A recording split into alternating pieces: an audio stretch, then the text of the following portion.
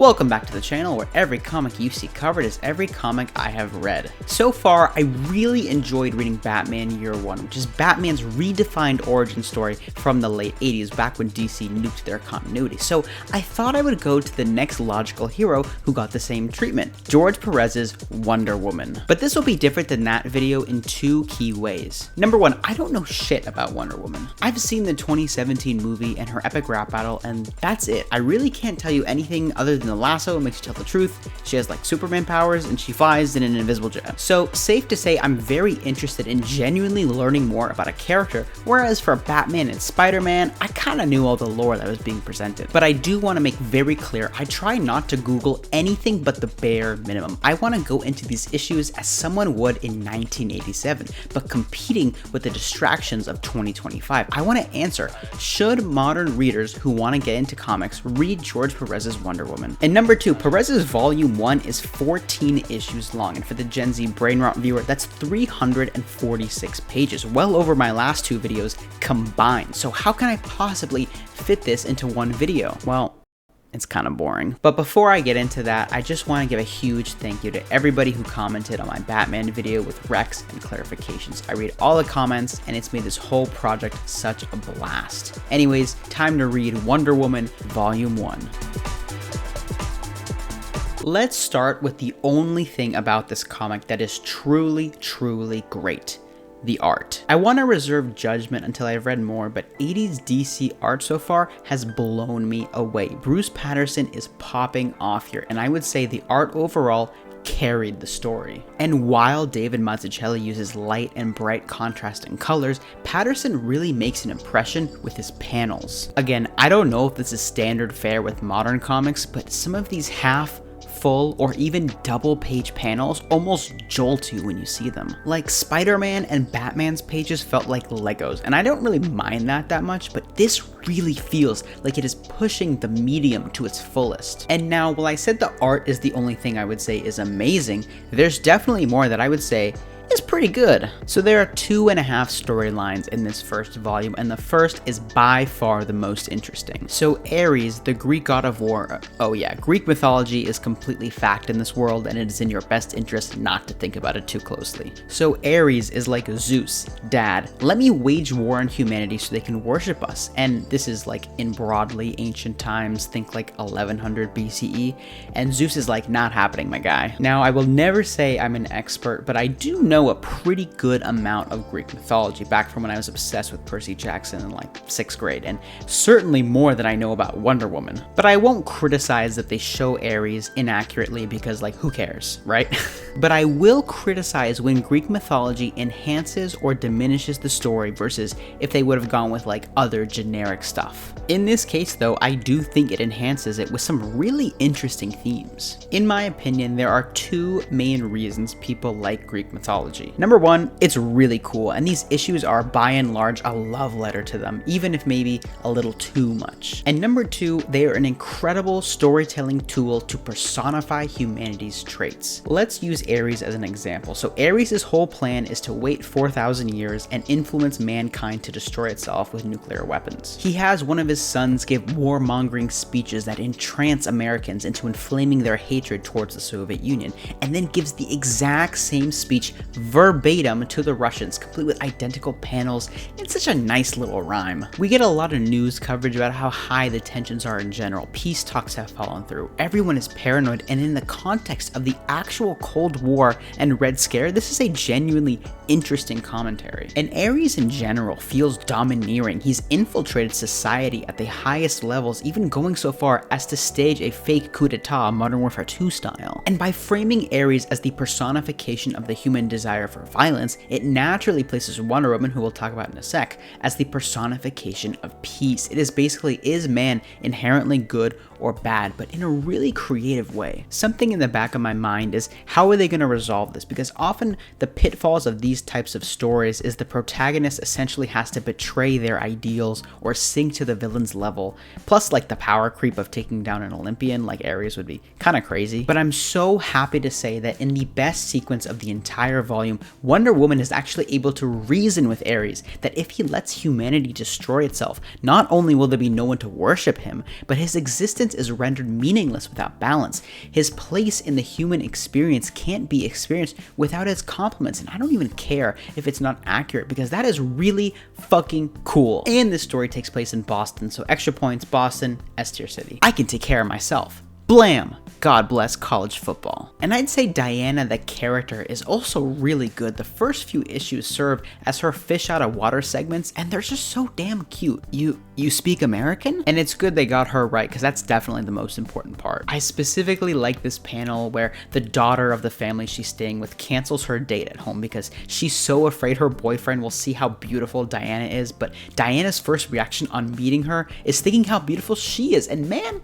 that's really nice. It's really these character moments are when the story is at its best, and Wonder Woman is just written so well. The last really good thing I want to say about this is Decay, who's one of Ares' mini bosses, and just her art, dialogue, and action far outperform her impact on the story in a purely good way. I mean, look at this design. There's this really cool moment where she takes the teenage daughter from earlier and like makes her old in some like horror type shit. I just love this whole sequence. But now, fair viewer, it is time to talk about the mid, and where best to start than with the start of the whole story. Diana's origin. Or so you would think, because it takes 24 pages for her to be born. This is definitely where I think using Greek mythology backfires, because we spend the first 40 pages just on Mount Olympus, meeting no interesting characters, getting copious amounts of expository dialogue, all the while I want to play Hades. Like, you could really reduce the entire first 2 issues to a few pages, and stuff like the fight between Hercules and Wonder Woman's mom has like no impact on the story outside of a panel at the very end. Like, it could have been an email. This art can only go so far. One of the worst creative decisions with her origin is just how vanilla it is, and I just read this shit. Like, I don't mind vanilla that much. But this is the chosen one trope taken to its worst. Everything is given, it's all some kind of prophecy, and even though I love Diana, it doesn't feel like she truly earned anything. And I don't think it's due to a lack of like a tragedy, but her conflicts are never internal. It's never, what's the right decision to make here? Who am I? What are my morals, etc. But instead, it's, okay, I'm done with this enemy, it's time to move on to the next one, and it absolutely destroys the momentum of the story. And that brings me to the other side of the whole chosen one stuff. What can and can't the gods do in this story? Because if you ask me, this is a single but sizable reason the Ares storyline is not an all-time classic.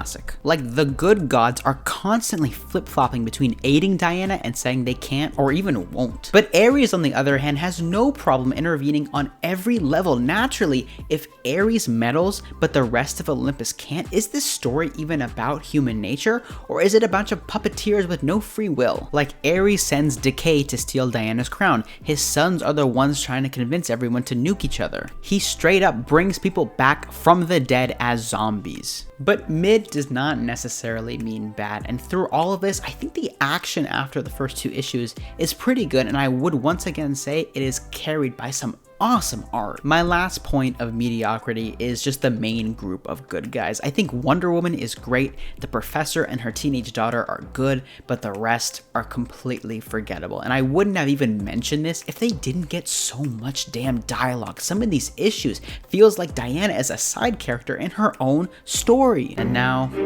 the bad.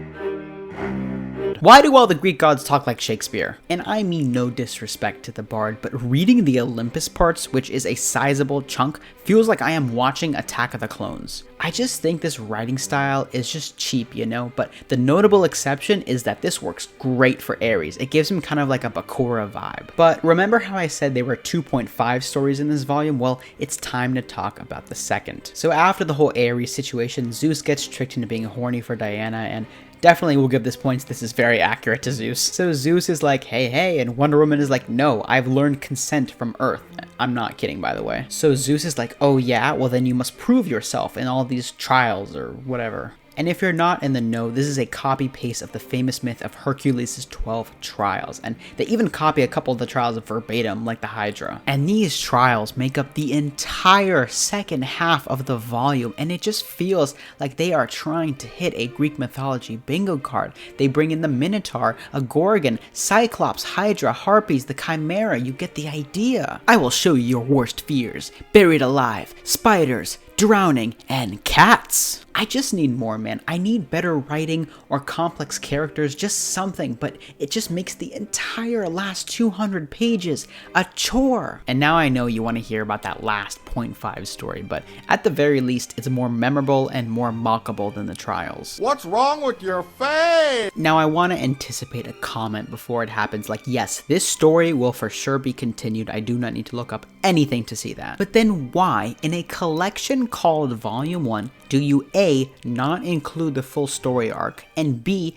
put it right in the middle of the Zeus and Ares stories, which are full arcs? And this is up there with the Vulture as one of the most forgettable villains I have ever seen. I was deadass interested where this would go, but it ends so awkwardly and abruptly that I really don't know what to tell you in terms of plot. Like, there's a cheetah lady, she wants Wonder Woman's lasso, and then she gets shot by the professor in the middle of a battle, and then gets put on ice. Like, that's it. And I am not talking about this guy. Nuh-uh. Essentially, the volume goes Ares arc for 150 pages, half of which is good plot, half of which is useless exposition. Nothing for 25 pages, and by nothing, I mean arcs where we learn about Wonder Woman's publicist. Then 25 pages of the passages, which I'll talk about in a sec. Then just 18 pages for the cheetah. And then 120 pages for Zeus's boner and stupid trials. Safe to say, the pacing kills any momentum the story creates, and even the trials, which has the longest streak of actual stuff happening, is just like, we need to move on to the next one. It's just boom, boom, boom, and then dull moments. There is no ebb and flow to it at all. Really, after Ares' arc, nothing really changes the status quo for pretty much the last 200 pages, aside from Hercules' redemption, which I'm being generous in including. Wait, never mind. Ares, you're divorced? The last little bit I want to say for this section of the video is that middle part I called the passages. I'm just gonna flip through these and show them to you because, number one, I did not sign up for reading a novel. I can barely read this cursive, but I think it must be filling me in on a story that sounds a hell of a lot more interesting than the one I've been reading. And there is some good stuff in here, don't get me wrong, but this just seems like it was done by an intern at the last second to promote a different comic, and it is such a mood killer. I just complimented the panel design of everything so far, but this is such a regression on everything that comics have to offer by having these ginormous walls of text. And if I wasn't doing this video, I would have immediately put the comic down, and this is the only thing so far to have genuinely put me off. I took a couple days before continuing this script, and here's what I've got. I have to assume this is a beloved story because Perez has multiple volumes after this, but I think I figured out why I didn't love this. It reads like a Zack Snyder movie. And like, I'm not trying to say that as a bad thing. I just think that this type of superhero story is a little bit out of style right now. Like 10 years ago, for example, everyone hated the campy superhero material like Adam West's Batman, old school Superman, but I think that's passed through our systems, and I like to think that we've accepted those. In their place, I think stories like these are experiencing that, at least for me. I definitely love Diana, like she is an incredible character, but everything else left me with just like a tummy ache. So I am going to give George Perez's Wonder Woman Volume 1 a 4 out of 10. I can't say I want to read more, but if it does get better later on, or maybe I should try a different writer's take on the character, or even just go to a different hero or story altogether, drop me a comment. I'm always looking for recs. In addition to working 50 hours a week at my full-time job, videos like these take a long time to make, so I would really appreciate it